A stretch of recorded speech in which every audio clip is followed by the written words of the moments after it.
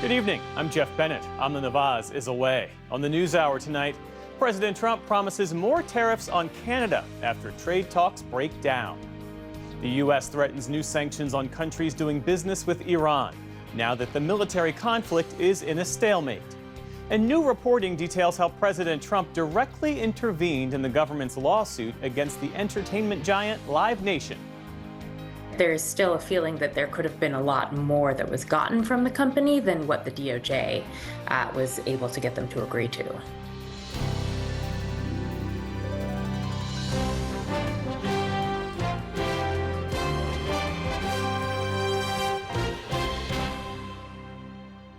Major funding for the PBS News Hour has been provided by the ongoing support of these individuals and institutions, and friends of the News Hour, including Leonard and Norma Chlorfine and the Judy and Peter Bloom Kovler Foundation.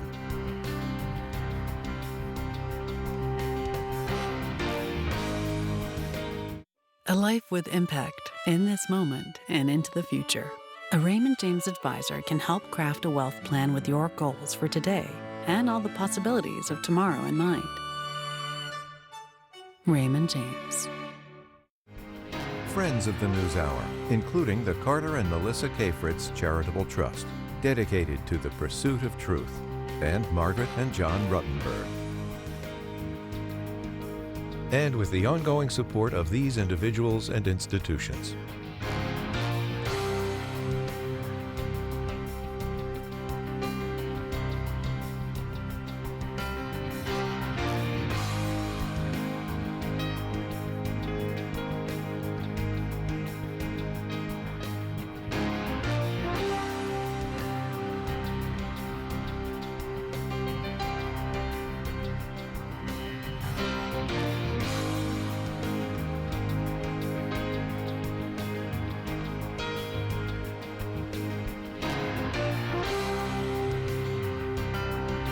This program was made possible by the contributions to your PBS station from viewers like you. Thank you.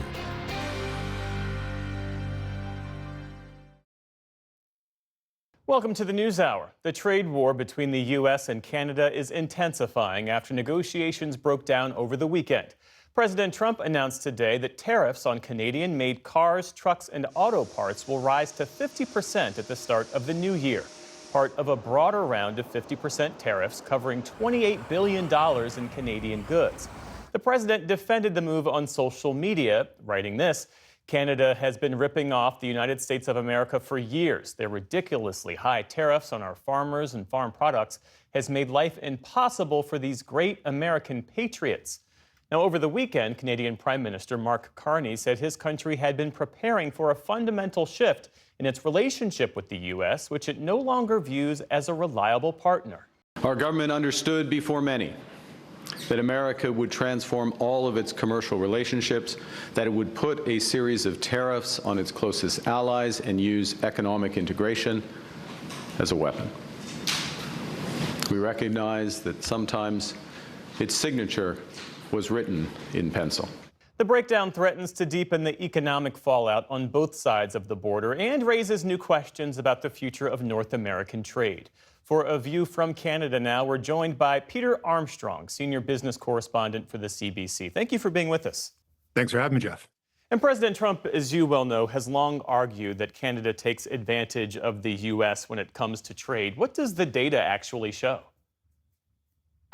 Yeah, I mean, it's an argument that really infuriates Canadians because, for the most part, that trade deficit that the U.S. runs is only because America decided to buy more safe, friendly, next door to them oil from Canada. Were it not for oil, there wouldn't be a trade deficit at all. And in fact, if you look at it, it includes services. So everything from consulting to software to digital streaming, that trade deficit shrinks to basically nothing. I think it's $40 billion at that point. So the argument that the trade deficit is what's behind all this, you know, economists will tell you, I run a trade deficit with my dentist. It doesn't make him a bad guy who's trying to rip me off. It means I use the services he provides and he spends my money somewhere else in my community, and it all kind of works out well. When the president writes, "We don't need Canada, they need us," economically, how accurate is that? Is Canada more vulnerable in this trade war than the U.S.? I mean, yes, Canada is more vulnerable, but that doesn't mean this isn't being felt already by American producers, American businesses, American households and consumers, right? Like, just take the auto industry. The automakers in North America have paid out something to the tune of $110 billion in the last 18 months alone in tariffs and costs due to the disruptions. And we've seen a pretty significant drop-off in U.S.-made cars coming to Canada. Canada is the #1 export market for everything in the United States. It's the #1 export market for cars as well. And a 27% drop off is I think it's a $7 billion loss for U.S. automakers. And you look at what else do they need? We provide an awful lot of the oil that gets turned into gasoline for American consumers, right? 25% of refinery throughput. Put another way, the oil that goes into a refinery to become gasoline, 25% of that comes from Canada. And so it's been this really helpful, really reliable, really friendly relationship for 60, 70 years. And the undoing of that, if that's in fact the goal, is to undo the economic ties between these two countries, is not going to come without pain for people on both sides of the border. And that remarkable phrase from the Prime Minister that America's signature was written in pencil, given the depth of the U.S. Canada relationship, what does it say when a Canadian Prime Minister is now publicly questioning whether the U.S. can be relied upon? Well, a couple of things. You have to take into account the ferocious anger and sense of betrayal that I think a lot of Canadians are feeling right now. And it's not just this round of tariffs. It's not just the last round of tariffs. And it's not just the constant berating of we're going to turn Canada into the 51st state, or that they refer to the Prime Minister as governor, and these other sort of just disrespectful ways of treating your closest trading partner. But the cumulative effect of all of that really has weight. And then you have to think about the fact that what we're undoing here is the USMCA agreement that was signed into effect during Trump's last term. It's not like this was a deal that was made 40 years ago by some other, a Democrat or somebody that he disagrees with. This was made by Donald Trump, by Jamieson Greer, by American officials that are still part of this administration. And they said at the time, this is the greatest trade deal in history, and it was going to benefit everybody on both sides of the border. And then literally on day one of the administration, they came in and said, well, that deal's no good anymore. We want to restart everything. So you do have to wonder how much an agreement that we might have made would have been worth, and whether at the last minute or in 6 months or in a year from now, the terms of that agreement would have been torn up. So I do feel some sympathy for the Prime Minister trying to carve a way through all of that uncertainty to find a deal that's good for both economies, but especially for Canada, for his constituents.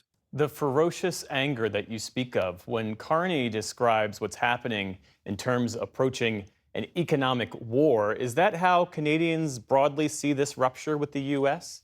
They do, absolutely. And to put it very plainly, again, it's not just the tariffs, and it's not just the threats of economic annexation, or, there's like today, the Vice President of the United States referred to Canada as a state. This is not something that I think anybody in the United States would accept from any other country talking about your country. So nobody here is accepting it as something that should be reasonable or taken reasonably here in this part of the country. And, they've taken lots of measures to push back, but the ones that seem to get under the skin of the administration the most are the two that have nothing to do with the federal government. It's the provinces that have taken American alcohol off the shelves of liquor stores in 8 of 10 provinces. And it's been a really grassroots move by Canadian consumers and households to not travel to the United States while these tariffs are in place. Both of those have come with enormous costs to tourism-heavy regions and to California wines and Kentucky bourbons. And the more this goes on, I think the less likely it is that Canadians, even when those things go back on the shelves, and even when tourism is back to Canadians say it's okay to travel there again, I'm not sure how many will actually take up a glass of American bourbon or travel to the United States, given how disrespected and how angry and how upset they are with the way this administration has treated Canadian trade, Canadian businesses, and I think Canadian citizens. Peter Armstrong, Senior Business Correspondent for the CBC. Thank you for being with us. Oh, you bet.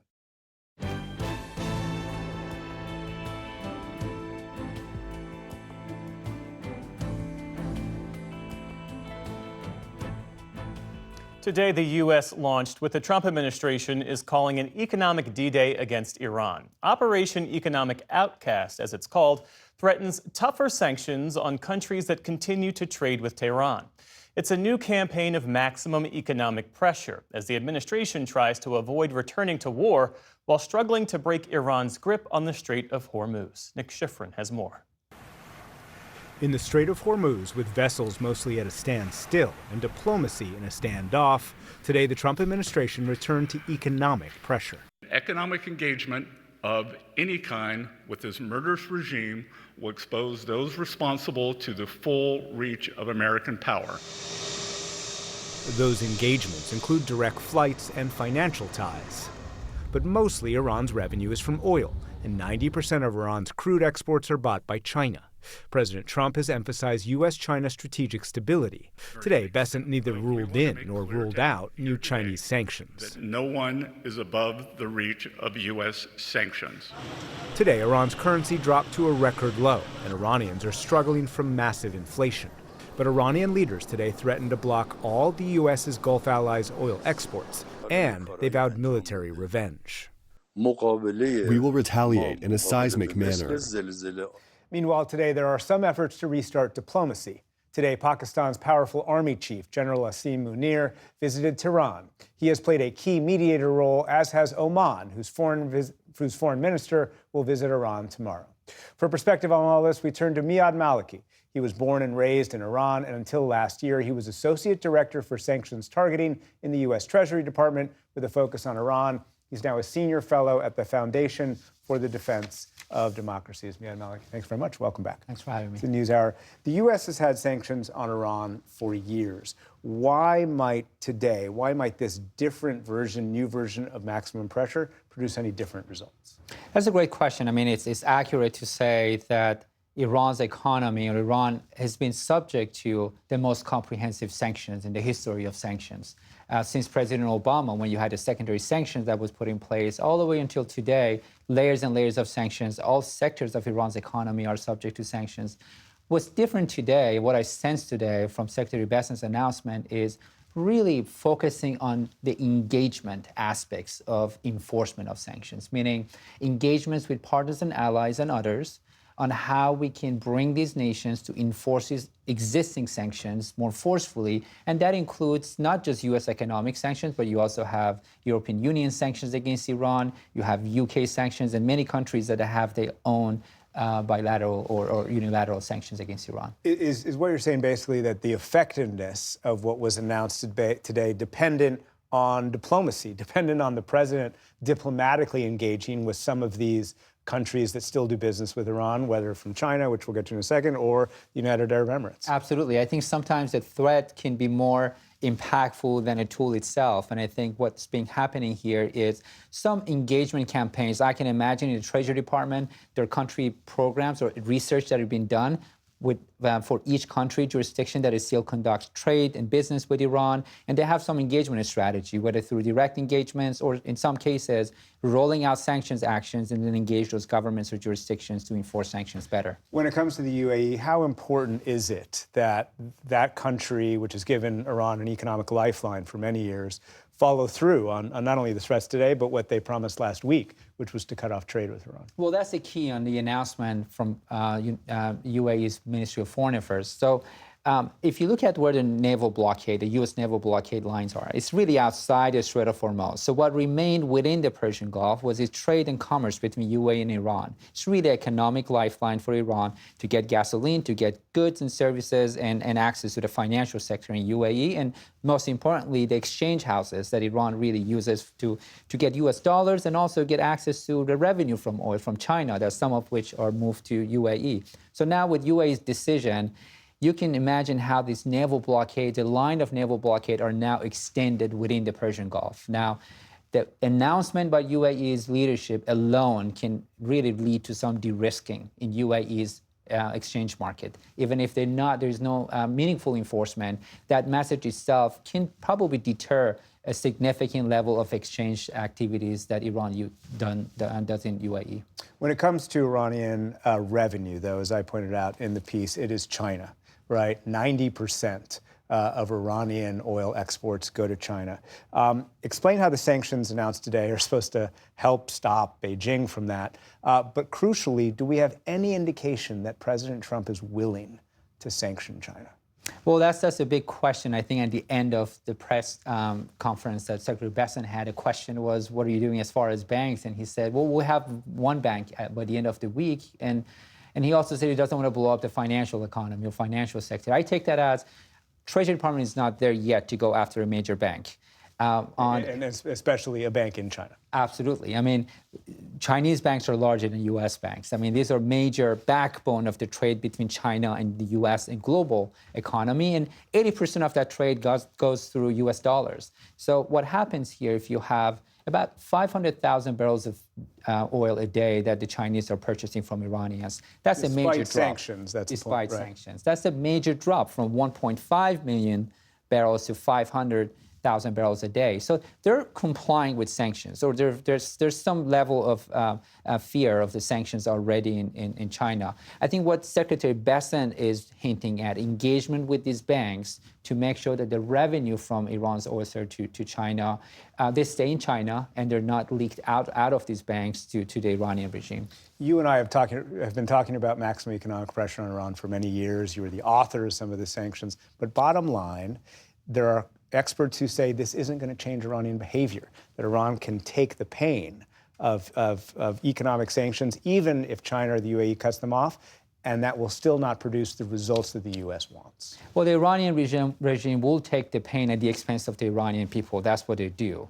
But the pressure is building up domestically. Now, what I would say is let's go back to the 80s. I mean, historically, you can see how the Iranian regime, from the 80s on, they've only responded to pressure. You know, in the 80s, after 8 years of Iran-Iraq war in 1988, Ruhollah Khomeini, then the supreme leader, after 8 years of promising victory in that conflict, after facing major economic pressure, defeat on the ground or militarily, agreed to accept the ceasefire and gave up and had the poison, the chalice of poison. So bottom line, you do think that this pressure will work and could get Iran to a ceasefire? It depends on the level of enforcement, right? If we see a meaningful enforcement, then we might get to a point that the regime is going to have to accept, as they have historically. Miad Maliki, we'll have to leave it there. Thank you very much. Thanks for having me.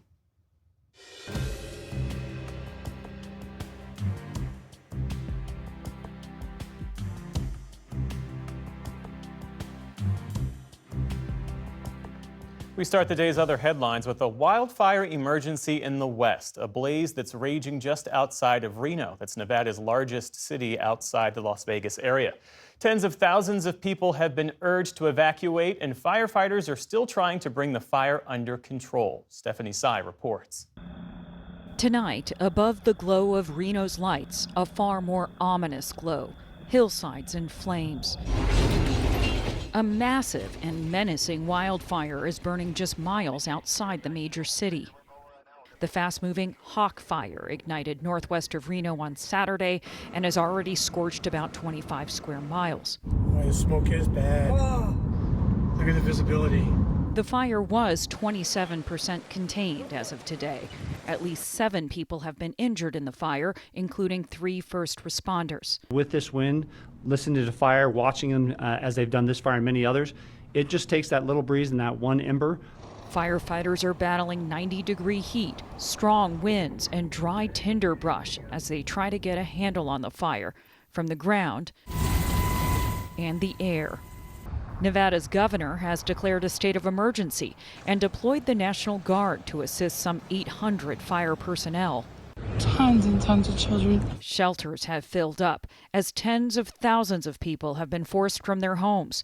Schools were closed to keep evacuation routes clear. Going exit all the way out. Many were urged to stay away for several days because shifting winds are making the fire unpredictable. Oh my gosh, I'm still scared to death. It's like you don't know if the winds are going to shift and it's going to get worse, you know, so you're just kind of, I got all my stuff in my car and in his car. Fire officials say an investigation into the cause of the Hawk Fire is ongoing. They say it is the 3rd human-caused wildfire in the area in just the past 2 weeks. Many residents say they're devastated and concerned that the fire could spread to more neighborhoods on the edge of the city. To a lot of people around here, this is their entire livelihood. This is their entire life they built for years and years, and we've never seen a fire like this. Dozens of homes have been lost, but the full scale of the damage is not yet known. For the PBS NewsHour, I'm Stephanie Sy. Meantime, roughly 45 million Americans are under extreme heat alerts today as parts of the South are facing a prolonged and dangerous heat wave. The most intense conditions are expected across the Southwest and Southern Plains states. Forecasters are expecting triple-digit temperatures with records likely to fall in the coming days. While in Hawaii, the National Hurricane Center says Tropical Depression Moke is expected to bring heavy rain and strong winds as it passes to the south. Hawaii is still recovering from Hurricane Lala, which battered the Big Island just over a week ago. The U.S. Supreme Court today cleared the way for President Trump to move ahead with his executive order restricting mail-in voting, though it's unclear how much of the plan can be put in place before the November midterms. The order directs the administration to create lists of U.S. citizens and requires the Postal Service to obtain lists of eligible voters from states to deliver mail-in ballots only to those people. The ruling could still face additional legal challenges, and with some states set to begin sending out mail ballots within weeks, the administration has little time to put major changes in place. President Trump has long criticized mail-in voting, repeatedly claiming it leads to widespread fraud despite evidence to the contrary. He has also voted by mail himself, including in this month's Florida Republican primary. Turning now to the war in Ukraine. The UK and France pledged increased support today as the country marked its 35th Independence Day. In a video released for the occasion, Ukrainian authorities showcased the country's drone technology and other military hardware. European leaders were also on hand. On his first overseas trip since taking office, British Prime Minister Andy Burnham pledged to help Ukraine produce long-range missiles. Ukrainian President Volodymyr Zelensky also delivered remarks calling for continued support from abroad and unity at home. We are not asking you to fight for us. Give Ukraine everything it needs to stop this war, to stop it faster than Putin can start the next one. To prevent that, we must act together. Meantime, both Russia and Ukraine continued their attacks today. Russian officials say 3 teenagers were killed when a Ukrainian drone hit this building in the southern Russian city of Krasnodar. And authorities in the Odessa region say a Russian attack on warehouse facilities there injured at least 5 people. The Pentagon says it struck a boat in the eastern Pacific, killing 2 people it accused of trafficking drugs. The strike on what officials called a low-profile vessel operating along established narco-trafficking routes was the first to be announced in about 2 months. And it comes as the Trump administration has said it wants to extend military operations to land targets in Latin America as well. At least 210 people have died in dozens of such attacks since U.S. forces started their offensive nearly a year ago. Critics have questioned the legality of the strikes. In Illinois, former sheriff's deputy Sean Grayson has died 6 months into a 20-year prison sentence for killing Sonia Massey, a black woman who had called 911 for help. His lawyer confirmed his death but provided no additional details. The 32-year-old had been diagnosed with colon cancer, and last month his application for an early medical release was denied. It's not clear whether the cancer contributed to his death. Body camera footage showed Grayson shooting Massey in her home in July of 2024. Her killing sparked nationwide protests and led to changes in how Illinois law enforcement hires officers. The Trump administration is moving to codify a new fee for H-1B worker visas that costs more than $103,000. In a filing today, the Department of Homeland Security said some of the revenue would be used to help fund the nation's immigration courts and ICE. Earlier this summer, a judge in Massachusetts struck down a similar temporary fee. The H-1B program allows U.S. companies to hire tens of thousands of foreign workers each year. President Trump has argued it takes jobs away from Americans, but many companies say it's needed to recruit top talent, especially in tech and research. Well, stocks on Wall Street started the week mixed. The Dow Jones Industrial Average managed a gain of about 140 points, but the NASDAQ fell 200 points on the day. The S&P 500 fell further back from its recent records. And longtime television actor and singer Shelley Fabares has died. She found fame as a teenager in the late 1950s, playing Donna Reed's daughter on The Donna Reed Show, seen here on the far left. Fabares also appeared in 3 movies with Elvis Presley and had a music career of her own.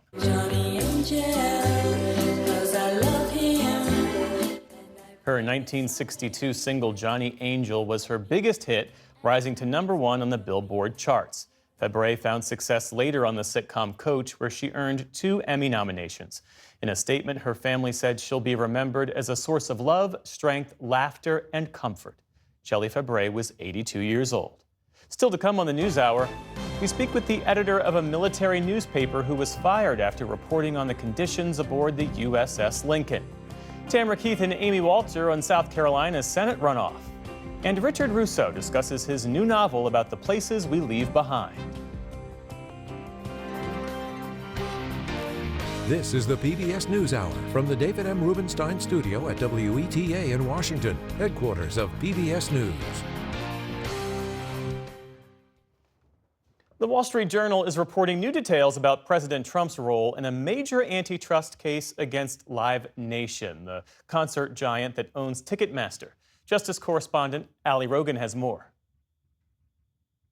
The Department of Justice spent more than a decade building a case accusing Live Nation of illegally dominating the live event industry by thwarting competition to keep ticket prices high and restricting artists' access to live venues. But according to a new Wall Street Journal investigation, the president urged senior officials at the DOJ to settle the case just days before it was set to go to trial. It came shortly after the president met with the company's CEO in the Oval Office.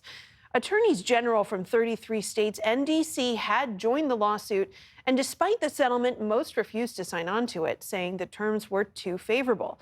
In April, a jury in the state AG's case found the company illegally monopolized the ticketing market. For more, I'm joined by Wall Street Journal investigative reporter Rebecca Ballhaus. Rebecca, thank you so much for joining us. What did you and your colleagues' reporting reveal about President Trump's involvement in this case? Yeah, so as you said, this was an incredibly unusual case. It's a case that was first brought by the Biden administration, and when it's announced in 2024, then Attorney General Merrick Garland says it's time to break up Live Nation and Ticketmaster. And when Trump comes into office, his first spring in March 2025, it looks like he's poised to kind of keep up that pressure on the industry. He announces this executive order that's aimed at cracking down on the concert industry, specifically targeting ticket scalping and exploitative pricing. So it looks like, the pressure's on, and that he's not going to sort of reverse course on what the Biden administration has been doing. And then, we see the DOJ and Live Nation spend months and months exchanging settlements, negotiating. Live Nation for months can't even get in the door with the DOJ. They can't even get a meeting. And then finally, their CEO sits down with Trump in the Oval Office just days before the trial is set to start. And our reporting shows that after that, Trump makes the call to the DOJ and says, settle this case. And by the end of the day, that Monday, the first day of the trial, Live Nation's lawyer tells the judge that they all but have a deal for a settlement, and that's hashed out in the next couple of days. Stunning 180-degree shift. This is a playbook that other individuals and companies have followed when they are trying to appeal to President Trump directly, when they're facing lawsuits. So what sort of tactics did you find that Live Nation employed to curry the president's favor and get him to intervene in this way?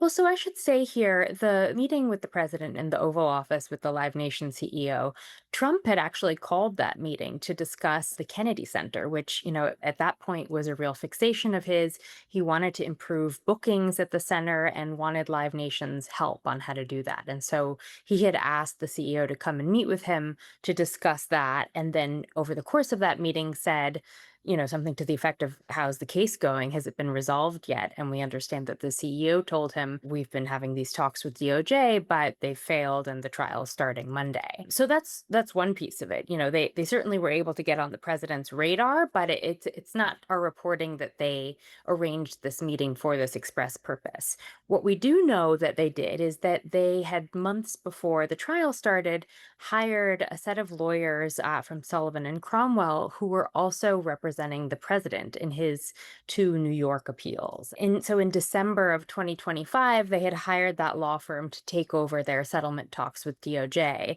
And one of the reasons why we understand they hired Sullivan and Cromwell is because they had these connections with DOJ leadership. And when you went to the Department of Justice for a response, what did they say, given how unusual this type of intervention from the commander-in-chief is? So the Justice Department didn't acknowledge the reporting in our story regarding the president's intervention in this case and his call to the DOJ. What they did say is that, they were able to get more from the company earlier than if they'd gone through this trial process. But what I did find really notable was Live Nation's response to our reporting. And what they said is that if you can't get a meeting with the antitrust division, which they spent several months trying to do, you have every right to go over their head to senior DOJ leadership, as we saw they did in this case. And so I think it's a really interesting example of a company kind of owning using some of those levers. While they're not acknowledging going to the president directly and saying that that was a part of it, they are saying that they appealed over the heads of the antitrust division, which is something that would have been very unusual in previous administrations. As we mentioned, many state attorneys general declined to sign on to this settlement because they thought Live Nation got off too easy. They moved forward with their own case. We know that a jury has decided against Live Nation, but between that case moving forward and this settlement, where does that leave Live Nation today? Well, I think certainly more in limbo than it had hoped for when it reached this settlement with DOJ. I think the hope was certainly that states would sign on and that this would kind of end the trial and end the case. That's not how it played out. And instead, now they're facing, the judge is going to have to decide on the state's request to ask Live Nation to sell off Ticketmaster. And so the remedies in that case have yet to be decided. Rebecca Walhouse with the Wall Street Journal, thank you so much for joining us. Thanks for having me. A Justice Department spokesperson told the NewsHour today, in part, the Journal's account of how this resolution came together is, in material respects, categorically false. The department stands behind this settlement and the many lawyers who negotiated it.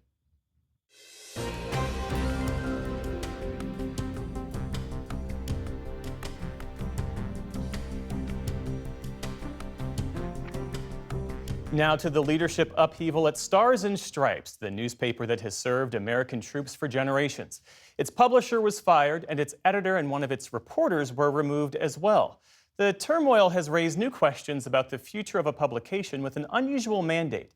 Stars and Stripes is funded in part by the Pentagon, but is protected from military censorship and editorial control. Eric Slavin was its editor until last week, and he joins us now. Thank you for being here. Thank you for having me. So let's start with what happened. On Friday, you received a separation notice from Stars and Stripes. What reason were you given for your firing? It didn't actually come from Stars and Stripes. It came directly from the Pentagon, but I was told that I was receiving a notice of proposed separation for insubordination, and it cited a CBS interview that I did where I said that hypothetical censorship would be a personal red line. So you were fired for saying that censorship is bad? Essentially, yes. This comes amid a broader shakeup. The Pentagon fired the publisher after he announced his retirement. You were let go, as was a Middle East reporter. In April, the Pentagon fired the ombudsman for the newspaper, whose job had been to safeguard editorial independence. Do you see all of this as connected? Yes, I do. Going back to January the 15th, that's when we first saw a tweet from the Pentagon's press office, which was coordinated with the rescission of the Code of Federal Regulations, which spelled out a lot of the freedoms that were guaranteed to Stars and Stripes. At the same time, there was a leak to a friendly news organization to the administration that talked about getting rid of our overseas reporters and replacing them with military reporters. So I think there were plans. And days before your separation, Stars and Stripes published significant reporting about the problems aboard the USS Lincoln. Your firing notice doesn't mention that story, but do you have any evidence that reporting played a role in your dismissal? You know, as you said, it wasn't in the statement. I can tell you that on August the 11th, Stars and Stripes was the first to break a lot of the details that came about aboard the USS Lincoln. And I'm very proud of the reporting that we did. It's a fundamental benefit for U.S. service members to be able to have that kind of credible reporting. Now, the administration didn't single out Stars and Stripes, but I know there were certain people within the administration who did voice displeasure with the reporting about it. So my separation came about 10 days later. As I said, it doesn't cite that. Those are the facts. I want to pick up on something that you said about members of the military being able to rely on Stars and Stripes for credible reporting. For viewers who might not know about this media organization, explain how it's different from any other news organization covering the military. So Stars and Stripes exists at many different overseas bases, and Stars and Stripes will cover the kinds of stories that nobody else really has the interest or the bandwidth to cover, because nobody else is going to look into the cost of housing for service members at a small base in Poland, or the barracks in Germany, or a high school basketball game between two schools on military bases. We cover these kinds of things because we know there's an audience for it, and we know that nobody else will. At the same time, you have the Pentagon providing roughly half of Stars and Stripes funding. There is this question some people might ask: why shouldn't Pentagon leadership have some say over the publication? Well, the Pentagon already has its own public affairs wing.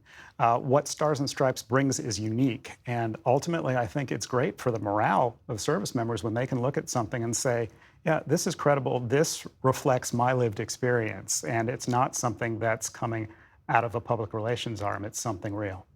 We were just looking at this extraordinary montage of people reading your paper, your former paper, Stars and Stripes, over the generations. As you see it, where is the legitimate line between oversight and interference with independent journalism? Well, Stars and Stripes has to remain independent of the military chain of command. Its editorial content must remain that way for it to be credible, and that's something that General Dwight Eisenhower said. In World War II, he said, "This is the soldier's paper, do not interfere." And that has been the tradition of Stars and Stripes, and I certainly hope that it can continue in some way. Eric Slavin, thank you for being here and for sharing your story. Thank you.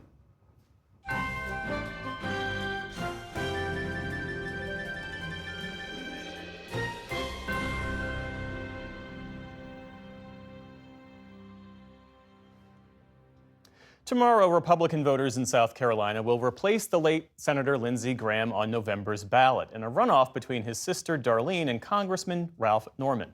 Reporter Gavin Jackson of South Carolina ETV has the story. Thousands turned out Friday in Myrtle Beach to hear from President Trump as he rallied for his hand-picked successor to the late Senator Lindsey Graham, his sister Darlene, in the final days of a condensed campaign sprint that went from 10 candidates 2 weeks ago to Graham and 5th District Congressman Ralph Norman. She sees her outsider status as a positive, but it also comes with some negatives, like on the debate stage last week. Senator, are Taiwan and the South China Sea national security issues for the United States? If so, why? I'm just going to be honest here. I'm not on national security. I'm not that informed on national security, but I do support the military. On Friday, Graham continued to downplay the comments. The critics say I shouldn't run for the Senate. They say I'm not a politician. You know what I say? Guilty as charged. Trump was asked about her performance before heading to South Carolina on Friday. She is a terrific woman who answered. I watched that. I thought it was a very honest answer, actually. Friday was also the last day of early in-person voting, and Graham supporters weren't too concerned over her debate response. It's not something she's been involved with her whole life as far as foreign policy and stuff. But, you know, we got a lot of people in Congress and the Senate that's probably a little dumber on things than what she is. That's how I feel. Politicians don't know everything when they walk into office, and I think that's a legitimate answer to know your limitations. Norman, Graham's opponent, served in the State House for years, then in Congress since 2017. Norman is a member of the far-right House Freedom Caucus and garnered statewide name recognition after coming in third during the June gubernatorial primary, and he classified Graham's response differently. You don't have to be an expert, but you have to explain your positions and your overall opinion. And she just didn't do that. Whoever wins Tuesday will face off against Democrat Annie Andrews in November in this solidly Republican state. For the PBS NewsHour, I'm Gavin Jackson in Myrtle Beach. We turn now to the political fallout from the stakes in South Carolina and the November elections to new reporting about a private meeting involving the president's son-in-law and the top House Democrat. Let's welcome in our Politics Monday duo. That's Amy Walter of the Cook Political Report with Amy Walter and Tamara Keith of NPR. It's always great to see you both. We are going to work our way to this South Carolina Senate race, but I want to start with this Supreme Court ruling today, Amy, allowing President Trump to begin carrying out parts of his executive order restricting mail-in balloting. There are, as we sit here, more questions than answers at the moment, but based on what we know, what does this mean for voters heading into November? Yeah, I mean, I think it sows some confusion because it is true there are other injunctions that still need to be worked through. Now, I've talked with somebody who does a lot of work with election administration who, at least up until this most recent ruling, had said, I just don't think that the federal government is going to be as engaged in the running of elections as it seems to be at this moment. But if you are a voter and you hear all of this information coming back and forth for you, you may be concerned about whether or not your ballot is actually going to be counted. And that is a major issue. Absolutely. All right, so let's talk about the South Carolina Senate race. President Trump's pick, Darlene Graham, she faces a real fight tomorrow. Tam, you've been reporting on this. What can you tell us? Well, I can tell you that President Trump's super PAC, MAGA Inc., just dropped more than $800,000 to help get out the vote for Darlene Graham. This is notable. MAGA Inc. has something like $400 million cash on hand. They have not spent it on pretty much anything all year long. One of the big questions of this midterm is, will MAGA Inc. ever spend any money? And now we have an answer. They are spending a large sum of money for Darlene Graham. And that is just another indication that she needs the help. And that the president had this rally on Friday night where he said, just pretend I'm on the ballot. Just act like you're voting for me, which I think is basically his midterm message to Republican-based voters. But in a way, he is on the ballot because his endorsement, the power of his endorsement is on the line. Yeah, and what's so interesting about this race is that Ralph Norman, he's not running some anti-Trump campaign. What he's saying is, hey, look, I'm MAGA too, I'm with Donald Trump too, but you don't have to take Donald Trump's choice. Well, he has two arguments. That's fair. If you are Trump, your argument against that would be, well, really, how loyal are you to me, Mr. Norman? You endorsed a candidate, Nikki Haley, who was the former governor of South Carolina, and they go over way me. Back. Yeah. Yes, they go way back. Over me in 2024. Mm-hmm. So if you're looking for the loyalty piece of this, and let's be really clear, when the president is giving an endorsement, it's more than just he wants to show how much sway he has over voters in these races. What he's really suggesting is, I want somebody who's going to be loyal, not necessarily to the party, but to me, the person. And I know a lot that Darlene Graham, even though it's not Lindsey Graham, would be personally loyal to me in a way that I can't guarantee that Congressman Ralph Norman would be, who is famous for, Norman during his time in Congress, being sort of a contrarian, voting against leadership, being part of the House Freedom Caucus. So if that's what you are looking for as the president, which he's always looking for somebody who's going to be loyal to the man, President Trump, then Darlene Graham would be the easier and better choice for him. Well, in an unusual bit of midterm maneuvering, you've got the House Democratic leader, Hakeem Jeffries, meeting with Jared Kushner, Donald Trump's son-in-law, informal advisor. They met privately in New York in recent weeks. This was first reported by the New York Times. And the meeting raises many questions. The obvious one to me is the White House starting to hedge against a Democratic majority next year? What I find so fascinating about this is late last week, I spoke to a senior White House official and asked, what is your agenda? What is your legislative agenda? What do you want to be able to do if Republicans maintain control of Congress? And the answer was like, well, the Save America Act, maybe. This is the voting-related legislation. There isn't this big, bold series of laws that the president is running on. There isn't this big, bold series of actions that they want Congress to take. This is a president who has done most of his governing through executive order and has done the bare minimum that he has to do with Congress. So the idea that the president himself is trying to forge a path forward with Democrats is kind of hard to believe that he personally would really want that. Yeah.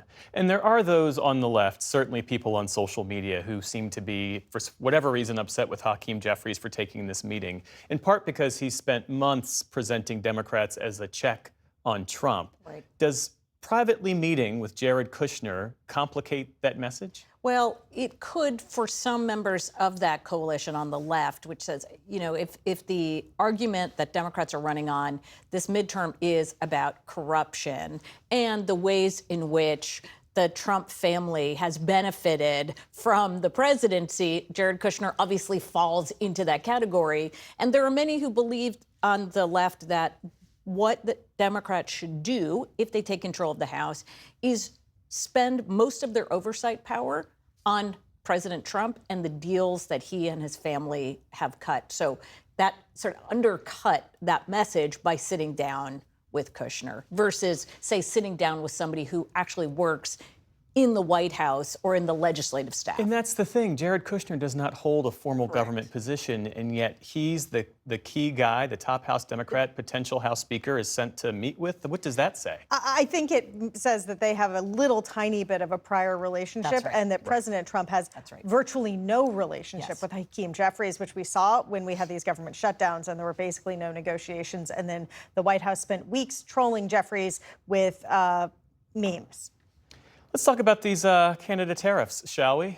Shall we? The politics of it doesn't seem to make sense on the face of it. What's your Especially if you are, I don't know, a senator in a very tight race in a state that borders Canada, known as Maine. Senator Susan Collins this weekend was out campaigning and saying, I just don't think this is a great idea for the state of Maine, given the relationship that we have. Michigan, also a very important state in the United States Senate race, also borders Canada. A lot of auto parts go back and forth between those two states. So the mixed messaging from the White House on tariffs has become really a problem for Republican candidates who want to make who want to drive a message about affordability, and we're going to bring prices down, we're cutting your taxes, while at the same time voters in these states are filling up their gas tanks with gas that's more expensive, but also are seeing the impacts of tariffs,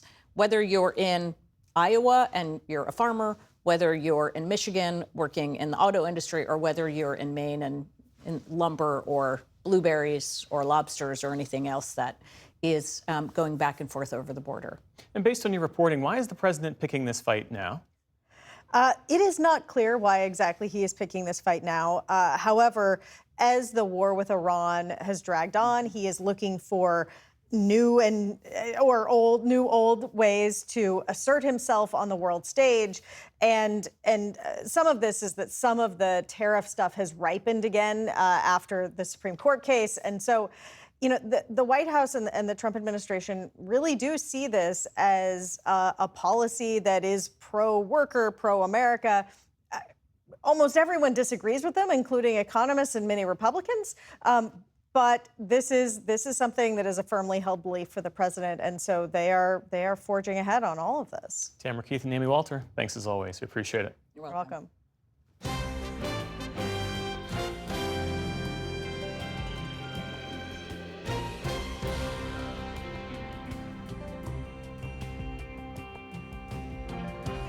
Richard Russo has written 10 novels, won the Pulitzer Prize for Empire Falls, and collaborated on screen adaptations and TV series based on his work. Now his latest book has just been published, 40 years after his debut novel. Senior arts correspondent Jeffrey Brown visited him recently for our arts and culture series, Canvas. Funny thing about the Adirondacks, head up the Northway toward Montreal, and right away you sense you're leaving the Rust Belt. The opening lines of the prologue to Richard Russo's latest novel, Under the Falls, about a man who leaves behind a hometown fallen on hard times, but finds he can't quite escape it, like the author himself. If you look back to my earliest fiction, the lens through which I look at the world has really not changed. Its place, its character, and class. Place, character, and class. For many years, Russo has lived and worked in Maine, along the coast in and near Portland. But many of the books for which he's best known are set in the industrial factory towns of the Adirondack Mountains in upstate New York, especially his hometown of Gloversville, once known as the glove-making capital of the world before most of the manufacturers and tanneries left the country. Russo's mother, separated from his father, wanted out and wanted him to see a bigger and, in her mind, better world. He did leave, but he says, I think it was particularly difficult for her to realize that after those first few novels, that the place that she was so determined to escape from, somewhere along the line, I learned who I was, who and what I loved. That was the last piece of becoming a writer for me, because I learned how to do the technical things at the University of Arizona in the MFA program there. But I hadn't figured out who I was yet. That he would figure out in his fictionalized versions of Gloversville, calling it Mohawk in his first novel, Thomaston in Bridge of Sighs, North Bath in the Fool's Trilogy. His Pulitzer Prize-winning Empire Falls, while set in a Maine mill town, also draws on his roots. If, for instance, you were to head up Route 29, not just north, but also west, into those same Adirondacks, what you'd find is a place called Stone Mountain. And now comes Under the Falls. Stone Mountain is yet another left behind Richard Russo locale. What does that mean? What is left behind? Well, left behind means people there don't have as many opportunities to make a decent living. A place, he told us, modeled on the real town of Caroga Lake, near Gloversville, with a once thriving, now shuttered amusement park which figures into Russo's story, in which a man named Tyler Sinclair, now a famous Nashville musician, returns to Stone Mountain after fleeing years before without a word to his closest friends. He has done what he thinks is a pretty incredible thing. He has left this town with really nothing but his guitar, nothing but his talent. Yeah.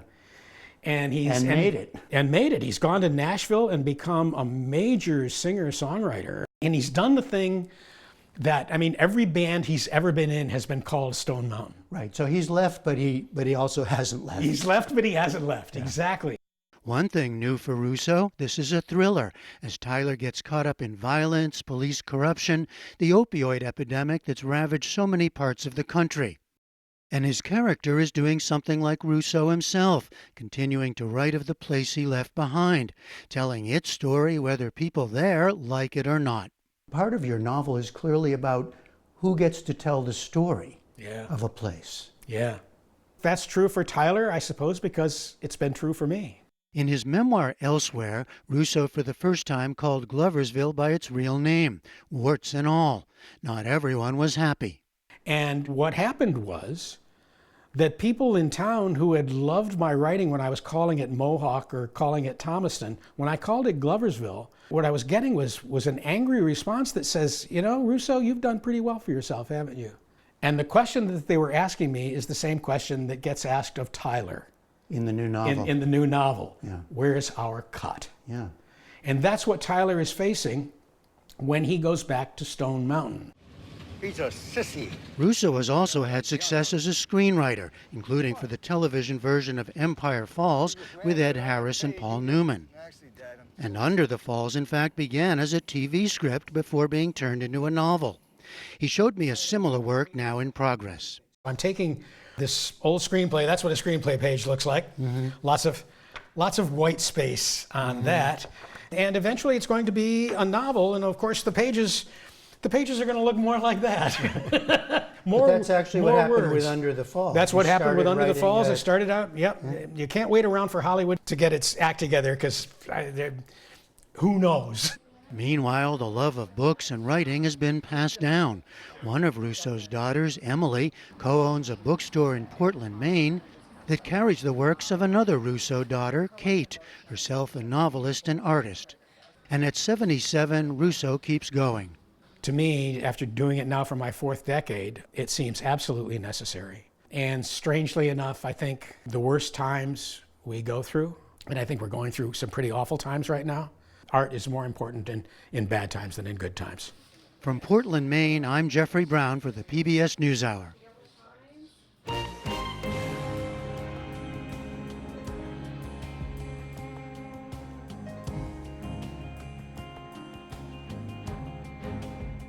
And that's the News Hour for tonight. I'm Jeff Bennett. For all of us here at the PBS News Hour, thanks for spending part of your evening with us.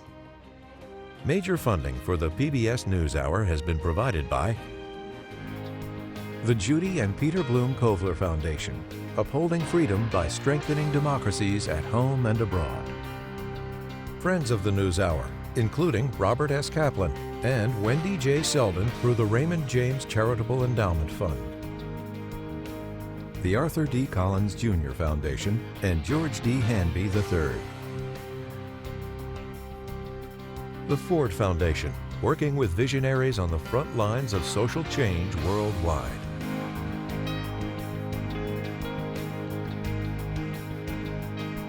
The John D. and Catherine T. MacArthur Foundation, committed to building a more just, verdant, and peaceful world. More information at macfound.org. And with the ongoing support of these institutions.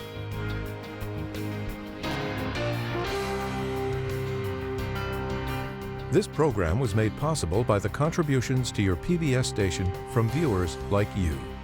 Thank you.